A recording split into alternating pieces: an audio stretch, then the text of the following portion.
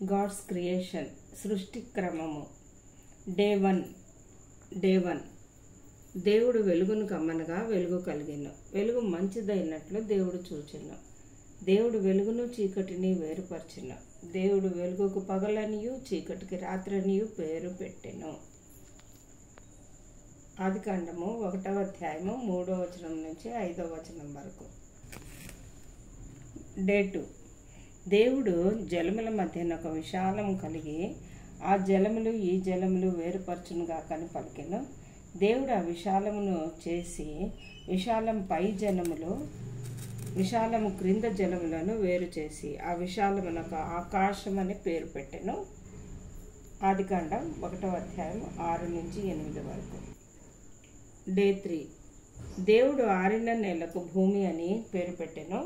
జలరాశికి సముద్రం అని పేరు పెట్టెను.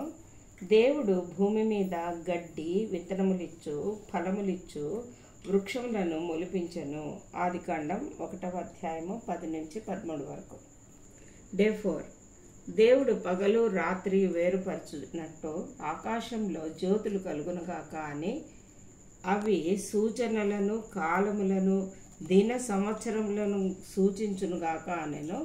పగటిని ఏలుటకు పెద్ద జ్యోతిని, రాత్రిని ఏలుటకు చిన్న జ్యోతిని, నక్షత్రములను చేసెను. డే 5.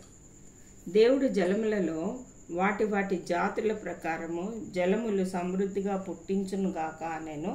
వాటి జాతి ప్రకారం పక్షులను సృజించెను. ఆదికాండం 1వ అధ్యాయము 20 నుంచి 21 వరకు. డే 6.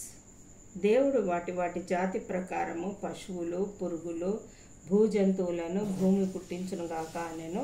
మన రూపము మన పోలికతో నరుని చేయుదామని అనుకుని దేవుడు ఆదామును సృజించెను. ఆదికాండం 1వ అధ్యాయం 17వ వచనం. 7వ దినమున దేవుడు విశ్రమించెను. ఆదికాండం 2వ అధ్యాయం 2వ వచనం.